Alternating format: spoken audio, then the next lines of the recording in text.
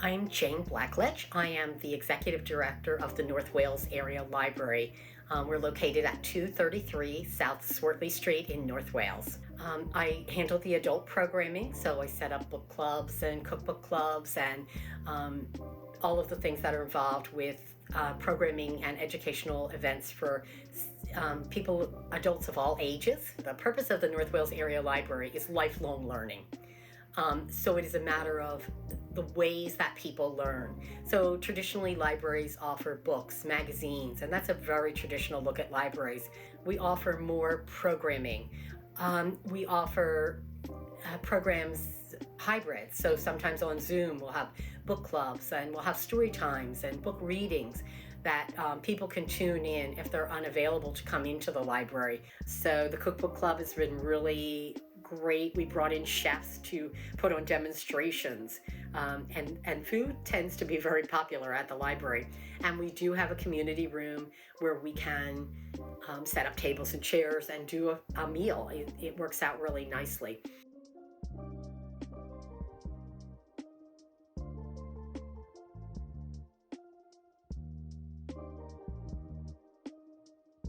So the month before, there is a book that's presented, a new cookbook, and we all go through and we pick our recipe for the month, and we kind of put a sticky note on it with our name.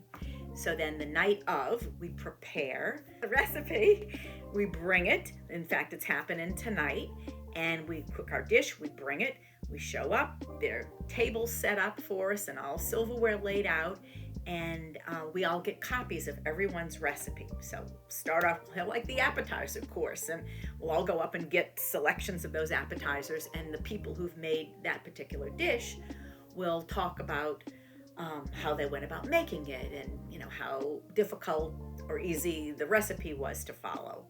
And we might give some little critiques ourselves, the tasters, and then we move on to the entrees, and we all go and have selection of that. And then the same thing with the desserts. I'm getting to taste a lot of different foods because, in a typical evening, there might be 17 to 20 people. So you're actually tasting, maybe 20 different dishes that in one night that have a similar theme. Like we've had a vegan book, we've had Mexican book, we had a Gwyneth Paltrow cookbook. Tonight we're actually doing, it's a family cookbook, so recipes that would be appropriate for you to cook with your young children.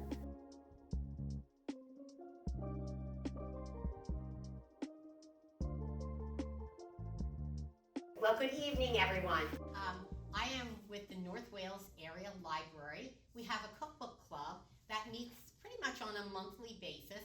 We try to choose a cookbook that is newly published, and this month we chose the book, The Chop Chop Family Cookbook, which was just published this month, a brand new book. It has food that's good for families, but also is nutritional food. And so we were looking at trying to meet one of the Pennsylvania literacy's requirements and have a nutritional cookbook that families could use. So people are attending this cookbook both in person and online through Zoom. We have samples of the recipes. Members have made their recipe, and each member is going to be talking a bit about the recipe that they chose and different points about that recipe to share it. This cookbook will be available to check out at our library. So that's part of the cookbook club, is we give people a taste of what it's like to borrow a new cookbook, and you get to try lots of different recipes. So our first recipe, we're going to start with Deb. Come on up. The roasted coconut granola said, we're big fans of coconut, especially toasted coconut, which makes this granola really special. It's sweet, nutty, and crunchy, of course, and great with milk, but also amazing sprinkled on yogurt for breakfast or a snack. Thank you, Lynn. Hi. I chose the roasted coconut granola because I love granola and I love roasted coconut. I found all the ingredients at Trader Joe's, so that was really easy. The directions were easy to follow. In fact, I made this recipe with my 6-year-old neighbor, and she did all the measuring and the stirring and the patting it down in the sheet pan, so it was very easy to do. The final dish we thought was beautiful to look at, especially as you add the raisins at the end, and it gave it a little bit of color texture. And of course we had to have some. We had it with some fresh strawberries, and it was delicious, and yogurt. So I really don't have any suggestions on the ingredients except to say that we made ours with maple syrup. But it gives you the option to make it with brown sugar, or I think with honey. This recipe used less sweetener than any other granola recipe I've ever used, so for that reason I really like it. It's plenty sweet, even though it's unsweetened coconut, and I will definitely make it again. It's one of my favorite ones. And I'm going to hold up a copy of the recipe that was made, and it's on page 24 in the cookbook. And everyone at our cookbook club does get a copy of all of the recipes that we made so that they can mark them up, take them home, try the ones that they try and really love. So that was our first recipe. Thank you, Deb. We're going to move on to number 2. Yeah. The egg salad was kind of interesting. It said, we love this creamy, crunchy, comforting classic. Serve it with a soup or wrap inside a lettuce leaf or scooped on top of a green salad. And at this time of year, you know, that makes a really nice quick lunch or meal. So, Okay, I made our favorite egg salad. It was actually the first time I've ever made egg salad. Nobody in my house will eat it. Anyway, it wasn't very difficult to find the ingredients. I did cheat a little bit and bought eggs that were already hard boiled. Cost me more than I wanted because the bag of hard boiled eggs was gone, so I had to buy 2 at a time, but whatever. It was very easy to bake. I guess it's appealing to the eye, I don't know. And I tasted it, it was a little bland because it called for only salt, so. I would add more salt, pepper, maybe tarragon or something like that. And I guess I'd bake it, but I'd add all that other stuff to it first. My recipe was the artichoke ginger. It wasn't difficult to find the ingredients, it was easy to make. The only thing I might do is to put some garlic in it. It's almost like a hummus. The other thing I used an immersion blender, and I think probably the food processor would be much better. Unfortunately, I couldn't find mine. So, but I would make it again. It seemed really simple and kind of tasty, just for vegetables or crackers. Okay, I made the mustard and rosemary roasted chicken, and I used, it says chicken thighs. I got the bone in and had skin on it. I like a crispy skin because you can use any kind of chicken you want with this. But what I did extra is I took the skin off and I scraped the fat off on the inside, got all the fat off that I could, and trimmed it around, but I covered the top so that it would be like nice and crispy. And and the ingredients, of course, are very easy. It's Dijon mustard and the rosemary. And you can use other spices if you wish. I did forget the salt, but I don't think it needed it. I tasted it. I felt it was nice and moist, and that was my goal, to keep the skin on to make sure it was moist. I think the flavor is great. It smells good. So I hope all of you like it. And I think the next time I would probably take the bone out. I would buy the bone in just so I can have the skin. Take the bone out, but I would trim the skin again and do it that way. I made the triple green pasta, and I chose it because my 8-year-old grandson loves green. And it certainly came out nice and green, so it did look just like the picture in the book. I went exactly with the recipe. It was weird because I, make pesto usually with basil, but this called for parsley, so we'll see how that difference is. And for the nut choice, I used walnuts. So we will see how it comes out. It was very easy to follow. It was very easy to find all the ingredients. It's a good dish to maybe make along with a kid. I would just, the snow peas, I would pick off the ends because he'd probably get bored doing that. But other than that, I think a kid could certainly do it right along with you. And I didn't really taste it, all put together, so I don't know how it's going to come out. Oh, and I salted the water because I was afraid it wasn't going to have enough salt, because I doubled the recipe, and all that only has half a teaspoon, so like 1 teaspoon of salt went into that big thing. So I did salt the water, the pasta water as well. So we'll see. And I would make it again because it was very easy, very pleasant. I made the Roman pasta, and everything was great. I was easy to get everything. This was probably the easiest recipe that I have made since we started the cooking club. It was very easy. And pasta, everybody loved pasta. And of course, I had the grain, the pen. That's what I used, pen. And I had everything else. The only thing I thought I would have liked to do is put sausage in there. So I brought sausage on the side. So if you want the pasta, you could enjoy I kind of took the sausage, it's called apple chicken sausage. And what you can do is just take some sausage and throw it on the pasta. Only problem is I made enough for like 10 people because I doubled it, but that's okay. And I had fresh basil, so I went out and picked my fresh basil. I also had the dried, which I used too. And I put some Parmesan on there. So everything was good. I hope everybody likes it. And it wasn't hard to make. I was going to read about the Roman pasta because I like the description so much. It says, this is a classic Italian pasta dinner, and using tomato paste in addition to tomatoes gives it a wonderful depth. If you're a fan of spicy, add the red pepper flakes and increase the amount if you dare. I like that description. Okay, so I chose peanutty sesame noodles because I've had peanutty noodles before and I just love them. I just think they're so good. I used farfalle. You can use any pasta you want, but that's what I chose. I had pretty much everything that was in the recipe. I only had to go out and get I got some fresh ginger and the sesame seeds. But it was, the directions were extremely easy. You just, boil your pasta, put that on. Once that's done, you put everything else from the recipe into a pan, basically. Put it all together, stir it up.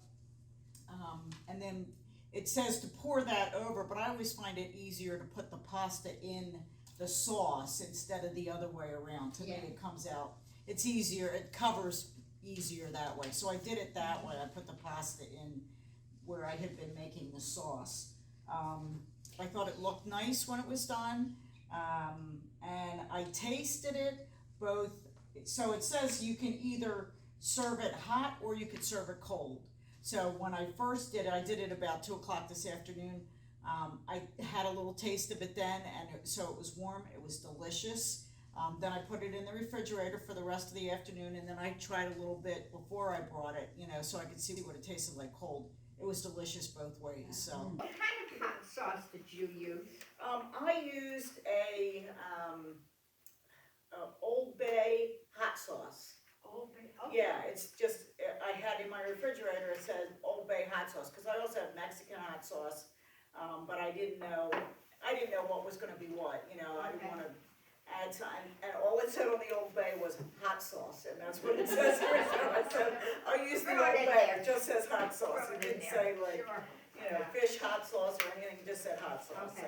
So right now we're going to one of our people that's on Zoom, Debbie, and she was making the monster smoothie. Great way to start your day with lots of spinach or kale, and very nutritious. So how did you make out? So I did use the kale. I would do it again. I would use the spinach. I'm not a big kale fan.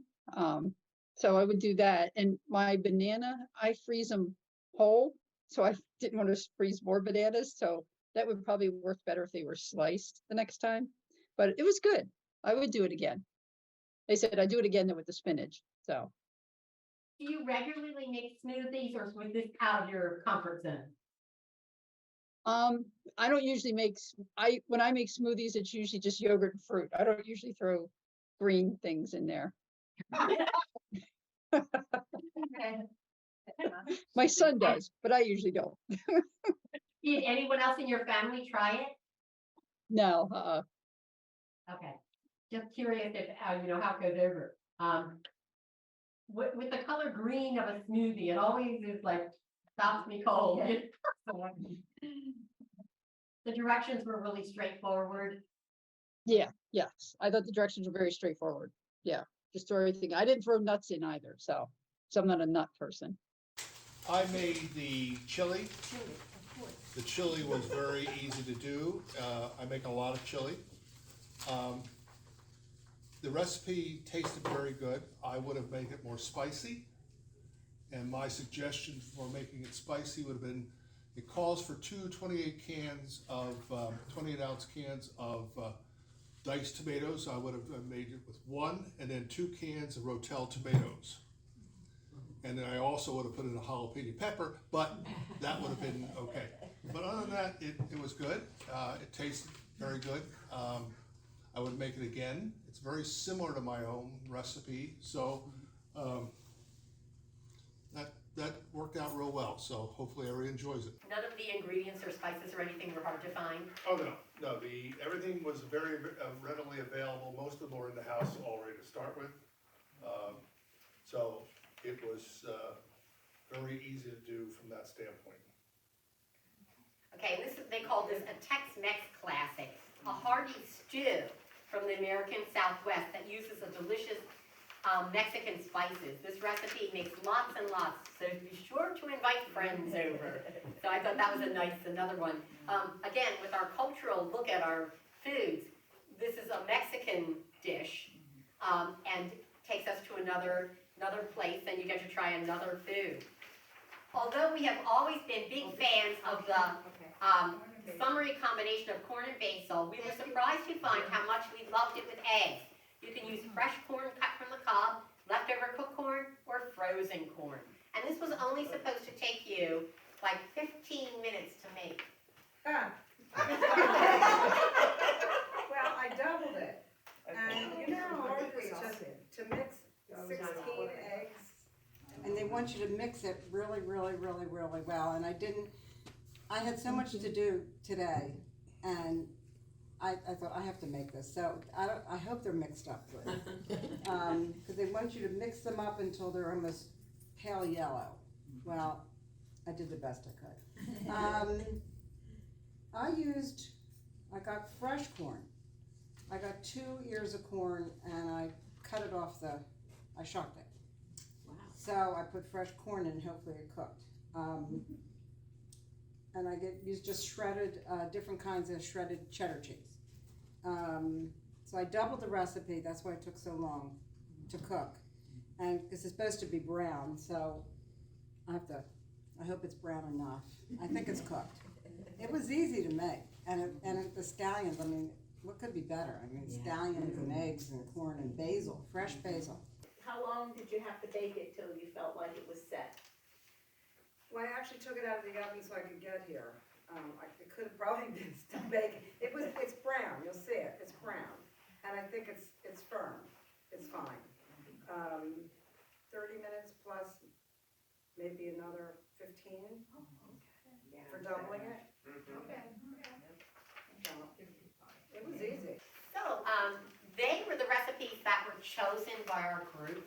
We do have people online that are previewing the Cookbook Club that maybe have not attended before or couldn't be here tonight, to get a taste. Isn't that a good word for a Cookbook Club? A taste of what our group is and how we meet. And I wanted to talk just a little bit about the history of our Cookbook Club and why we meet. So our Cookbook Club has been meeting for several years, and we have been able to explore different cultures through cookbooks, and we are pursuing an opportunity to go to a local restaurant that's just opening and having their chef teach us a class. So we have brought chefs in to do cooking for us, and we've tried to do all kinds of different things. Adding the Zoom component to people who maybe can't get out is a great opportunity for them to be able to kind of sample what we've done. So choosing the recipes, making them. The group that's here obviously gets the bonus of getting to try all the dishes. And so, you know, that's always an advantageous thing. We will have a photo of the dishes so that you can see they're all labeled with their names. And we encourage people to borrow this cookbook. We do divide it up. Traditionally, we have our appetizers first, then often soups, then main courses, salads, vegetables, and desserts at the end. So we do, because it is a lot of food, we do try to divide it up so that we have something from every part of a meal, and something to talk about. So we still have our dessert. We have one dessert left. And Joan, do you want to come up and talk about your dessert?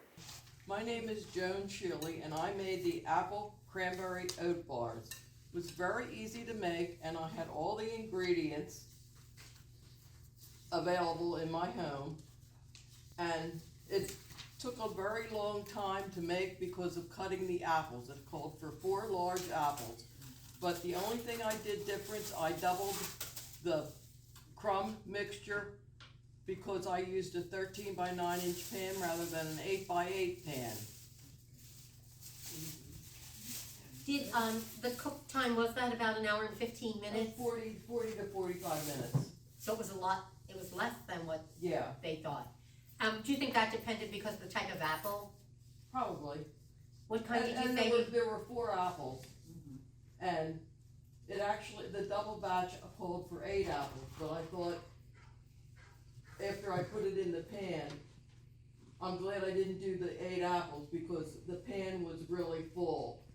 13 by 9 inch pan with the apples and cranberries and other ingredients that were with it. It was fine. I hope everybody enjoys it. What kind of apples did you use? I used Fiji apples. Okay. There's so many types of apples. You know, it's interesting always to know what they, and It actually, excuse me, it actually called for Granny Smith, but I didn't have any. All I had was Fiji, so I used those. when it says or other apples, Right. so, you know. And you had the whole wheat flour and all-purpose flour at your house? Yes. Wow, I'm impressed. Mhm. I wouldn't have had whole wheat flour, I don't think, at my house. I also have rye flour at my house because I bake both wheat bread and rye bread. Okay, so at this point of our group, we usually break, so many people go up at a time, go get food, do your tasting, and then we'll regroup and say, you know, which recipes you really liked. So feel free, go up to the table.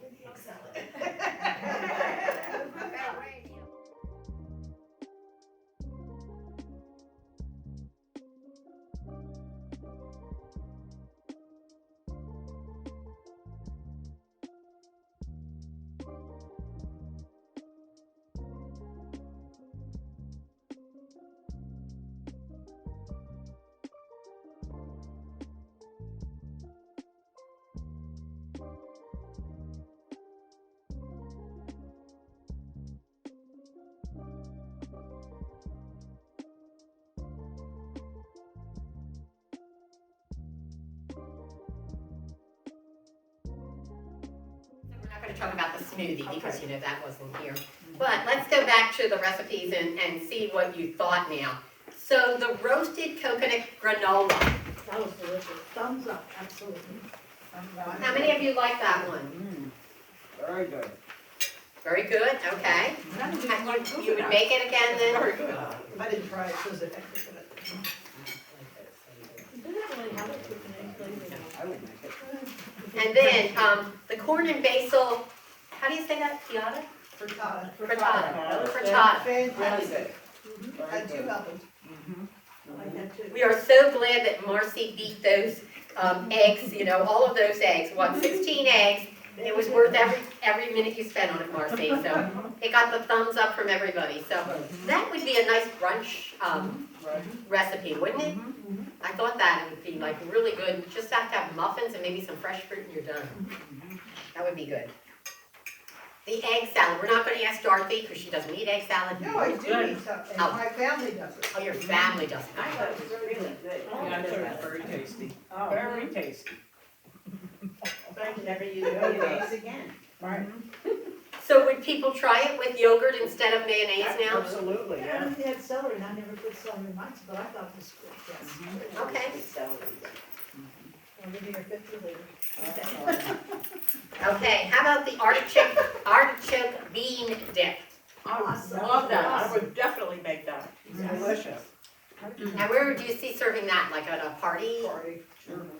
I just either serve it to myself. I would have that for my lunch with a little pita, some crackers and some vegetables. I would have that for lunch, myself. And snacks.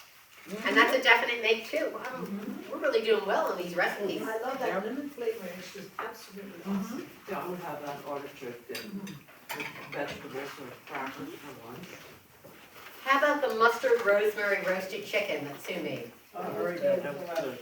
And with her trick of taking the skin off, scraping away the fat and putting some of the skin back on so it doesn't dry out. I probably That was would be really too good lazy. chicken. Thank you for doing it for us. Oh my God. I've never done it No before, way. but I just thought that, because I just having that skin on it, but, yes. So, and very easy, I mean, honestly, an easy dish to have. 'Cause I don't You could really- share the recipe with us if you want. Oh, Yeah. got it. Okay, the triple green pasta, Yvonne. Beautiful. I love that. Very good. And green. I'm always looking for something that's got vegetables in with the pasta, so I think that was really good. Really appreciated that. I would make that myself. And it was really bright green, so if you had an occasion where you wanted to have green, even like St. Patrick's Day, Oh, wouldn't that be a fun dish, like if you're going to a St. Patrick's Day party? Yep. Or, you know, like I said, we're always anything green is Dr. Seuss for his green eggs and handbook, and, you know, something like that, kids would eat that a lot more than they eat green eggs, so, you know, that might be fun to do. Trina, your pasta, what did people think of that with the sausage on the side? That was That was really good, good. very good. Very good. You have to eat it, because I'm not taking it home. Okay, let's see, getting down to the end. Oh, the peanutty sesame noodles. Yeah. That was good. Yeah, it's the I first like time that. I I ever agree had with that some one. peanut noodles, but it's very good. I actually have an event that I'm gonna bring that to. Good. Yeah. Yeah. Is it like I like that, I like that, yeah. Well, Jimmy Carter, right? He was the peanut president, right? Didn't he grow peanuts? Yes, he did. And he's still with us, isn't he? Yes. Oh, yeah. So when something happens to Jimmy Carter, we'll all make our peanut recipe in honor of Jimmy Carter, our former president. Classic beef stew, what did you think of that one? Beef stew. Beef chili. Oh, Okay, it's beef good, chili. yeah, very good, Very good. very flavorful. It's not spicy, but very good. Flavors are excellent. I could get a sour cream, a dab of sour cream on that would have been, Cheese, yes. would have been good. And some people like cheese on chili, maybe something like that too would be, it might cut it a little bit. You put But- both on, yes. And then the apple cranberry oat bars. It was good. That's really good. Sounds good. This is probably the best thing I've eaten, I'm sorry. Your dessert. I love apples, anything with apples in it. And cranberries, right? Oh my God, it's so good. Try all those apples. Well worth it. Okay. Well, everybody has the recipe book, so enjoy, take that with you. You can use that. If you can eat it. Make recipes. Anytime you make something, you are indebted to bring some to the library to share with our staff. That's all we say. It's important stuff to share with our staff, you know, keep us happy here at the library. But if you do have suggestions for cookbooks, please, you know, let me know.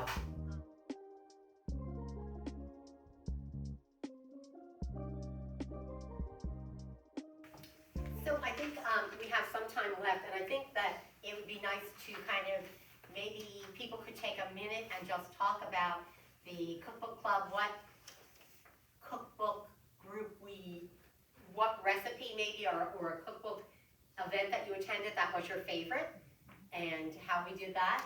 Trina, did you want to say something? Yeah, you know what? We started with maybe a half a dozen people, and we have grown. Last time we had like, what, 25 people? Yes. So it's really, people love to do this. Oh, yeah. Which is really great, you know, I mean, especially with the cookbook, you have it lying out in the library, everybody comes in, takes the recipe that they want, write it down, and then you beautifully type everything up, make this little book for us that we can take home with us, have these recipes all the time. But people really enjoy this. It's a great thing to do for the library. You do a great job in having us here to eat and celebrate. And drink. Absolutely. And it's good to talk to other people who enjoy cooking so much. Yes. You know? Other Yes. people their eyes glaze over when Yes. you talk about recipes, but Right. we can talk about, oh, you tried this, and oh, you didn't do Right. that, and we enjoy that. Yeah. My favorite book is cookbooks. I love to read them. Yeah, me too. I probably should cook more, Yeah. but it's just the best. I mean, I belong to the other two cookbook clubs, or not cookbook, I'm sorry, the other book clubs. And it's like you have to think, and you gotta do all this stuff. I just make my recipe and I'm all happy. Yeah. Life is good. I understand all the words, And the thing about a cookbook club that's nice is that you get to preview a whole cookbook in one evening, try all kinds of recipes that would take you weeks to be able to do on your own. And you get other people's opinions, and you get to, it's a good fresh start. You look at recipes and decide which ones work for you and your family. Not everything does. But if you pick up 2 recipes in every group, just think how that expands the nutrition of families in our community. And that's one of the goals that we have, is to encourage families to try new things, to have, good nutrition, and just look at something different. And sometimes I know that many of us, the first time we had goat meat was at our cookbook club. So, we do try new and different foods, and there's, something to be said for that. And just hearing people's reactions to how difficult or easy a recipe was, and ways to streamline it, because the person who does it is following the recipe and then throwing out tips to make, but you could do it this way and it'd be much faster. They're the kinds of practical advice that we're able to give each other and make the cookbook club more valuable, I think. Yeah, like you said, I think it's great, because there are things that I would never think to try myself. I would never thought to try goat or anything like that, but it's nice to be able to have that opportunity to try a dish without having to make the whole dish yourself and then go, oh, I don't like this. So if you tried it here, you might find something that you didn't think you would like that turns out to be really good. So. My favorite cookbook was the American Test Kitchen.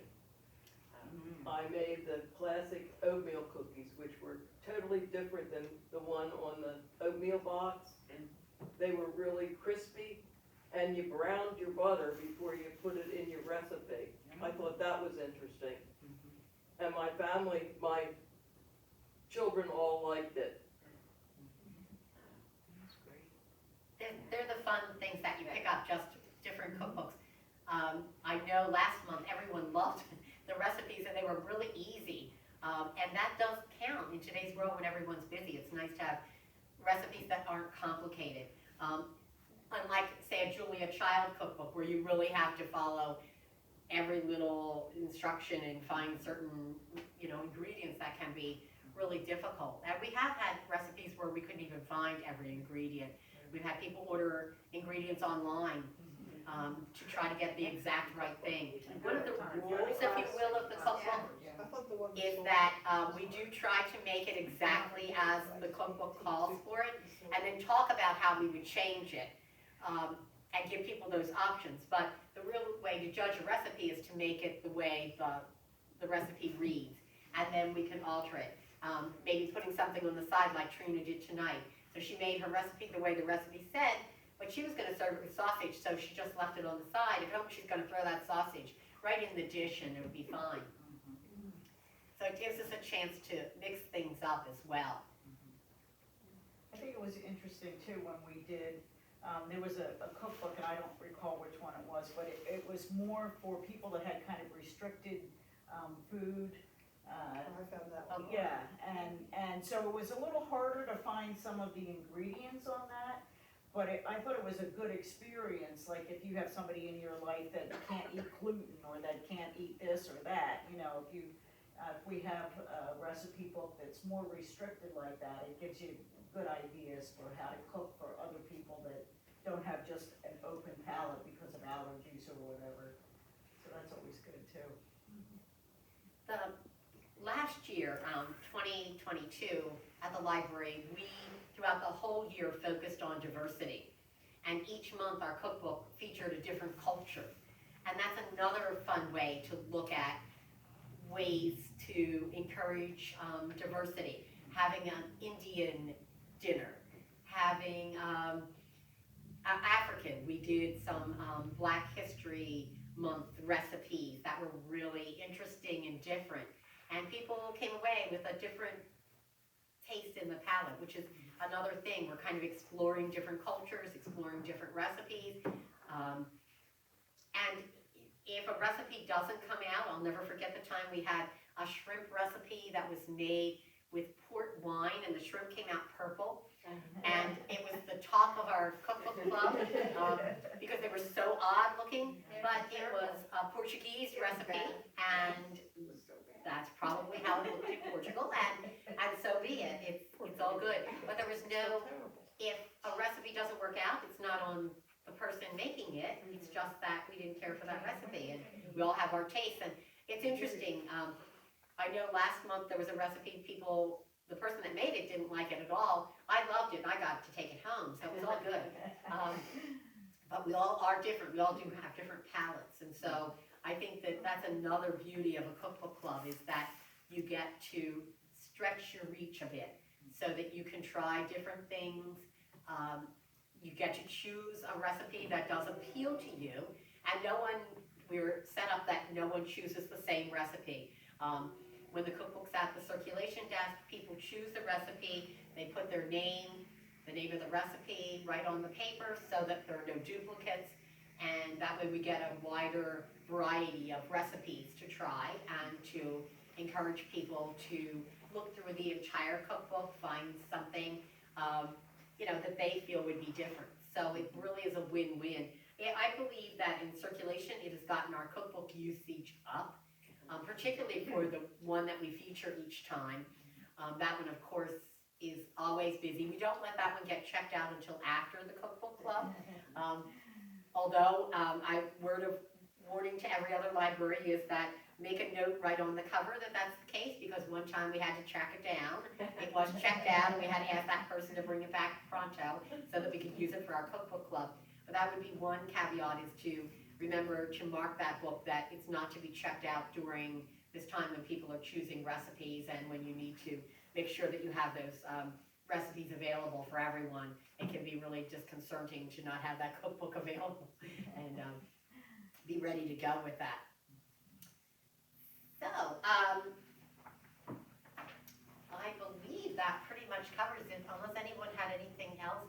I think Trina said it correctly. We started out with a really small group. Last month we had a really large group, and I think the summer is a quieter time. We typically do not meet in July and August, but I am working with a local chef to see if we could have a cooking class at a local restaurant as a little bit of a change. So we will see how that goes. Our local Harvest just opened a new restaurant across the street from where they were, larger venue. They have a garden room, and they're talking about allowing us to come in and have their chef teach us different things. He was talking about a Caesar salad that is vegetarian with actually no anchovies in it, and he said that he challenged us to tell the difference. So that might be one of the things that we try, is that salad without anchovies, to see how you like it. But we do want to expand our learning into nutrition, as well as the literacy of using cookbooks, measuring things, doing the double batches when required. One of the things with my recipe, which is, speaking of trying to learn things, is it told me to use 3 cups of cooked pasta. And so I thought, well, how much raw pasta do I use to make 3 cups of cooked? So I had to actually look it up online, and with the farfalle that I had, it was about half a cup. I mean, like half. If I needed 3 cups, I would use like 1.5 cups of the farfalle. But that was something for me that was a little challenge, because I didn't know if I start out with the cooked, how much do I have to start out with to begin with to make so much cook, so it was a good learning experience. It's always good when you look up something Right. from a book you're reading. In our regular book clubs, we always like it when there's a book that has at least one word that you have to look up and find out what it means.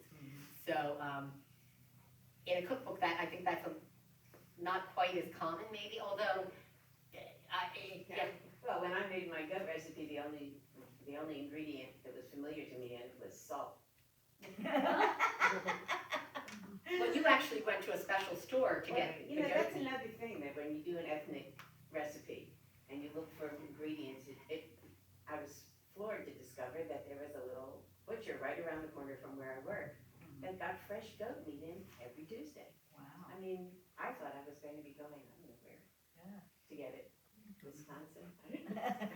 So another resource that you learned, right? Right. Would you ever, how often do you look for goat meat? That was the first and probably the last time.